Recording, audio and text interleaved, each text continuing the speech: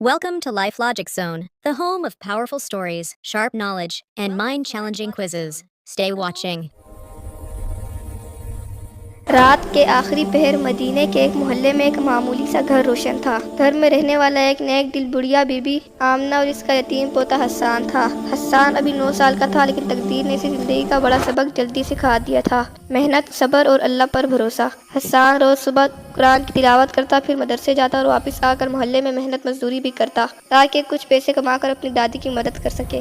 محلے والے اسے ہمیشہ ہنستا دیکھتے، حالانکہ اس کے گھر میں اکثر وقت کا کھانا بھی نہیں ہوتا تھا۔ ایک دن جب وہ محلے کی مسجد کی صفیں درست کر رہا تھا، امام صاحب نے اسے محبت سے پاس بلایا۔ حسان بیٹا، تم یہ سب محنت کیسے کر لیتے ہو؟ تھکتے نہیں؟ حسان نے مسکراتے ہوئے کہا، میں تھکتا تو ہوں، مگر دادی کہتی ہے جب نیت اللہ کے لیے ہو تو قدموں کا سہارا خود رب دے دیتا ہے۔ امام صاحب نے شفقت بھرے لہجے میں کہا، جان دو بیٹا، جو اللہ پر بھروسہ رکھتا ہے اللہ کبھی اس کو بے سہارا نہیں چھوڑتا۔ اسی شام بازار میں ایک امیر آدمی کی تھیلی گم ہو گئی۔ اس میں سونا، نقدی اور قیمتی رسیدیں تھیں۔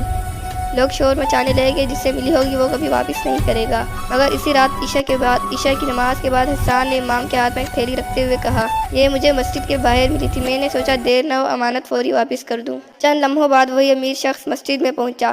اس کی آنکھوں میں حیرانی اور شکر گزاری تھی۔ بیٹا، تم چاہو تو اس کے بدلے جو مانگو میں دینے کو تیار ہوں، یہ سونا، یہ رقم سب تمہارا حق ہے۔ حسان نے دادی کی سکھائی ہوئی بات یاد کی، جو امانت نہ لوٹا سکے وہ رزق کا حقدار نہیں بنتا۔ رزق تو اللہ دیتا ہے، بندہ صرف وسیلہ ہوتا ہے۔ حسان نے مسکرا کر کہا، مجھے انعام نہیں چاہیے، میرا رب دیکھ رہا ہے، وہی کافی ہے۔ وہ امیر شخص کچھ دیر تو خاموش رہا، پھر آہستہ سے بولا، اگر سب مسلمان تمہارے جیسا سوچے تو دنیا سے دھوکہ ختم ہو جائے گا۔ اس نے حسان کے سر پر ہاتھ رکھا اور جاتے وقت امام سے کہا، کل سے اس بچے کی تعلیم، اس کے اخراجات اور اس کی دادی کی کفالت میں کروں گا۔ یہ میرا فرض ہے، انعام نہیں۔ محلے والے سب حیران تھے کہ چھوٹی امانت لٹانے کا عمل کس طرح اللہ کی خاص مدد میں بدل گیا۔ دادی نے حسان کو سینے سے لگاتے ہوئے کہا، میں نے کہا تھا نا، حلال راستہ ہمیشہ مشکل لگتا ہے، لیکن عزت اسی میں ہے۔ جو اللہ پر بھروسہ کرتا ہے اس کی زندگی میں کبھی اندھیرا نہیں رہتا۔ حسان کے گھر کی روشنی اب چراغ نہیں، اللہ کی رحمت تھی۔ اس کہانی سے ہمیں یہ سبق ملتا ہے، امانت داری صرف چیز لوٹانے کا نہیں بلکہ ایمان بچانے کا نام ہے۔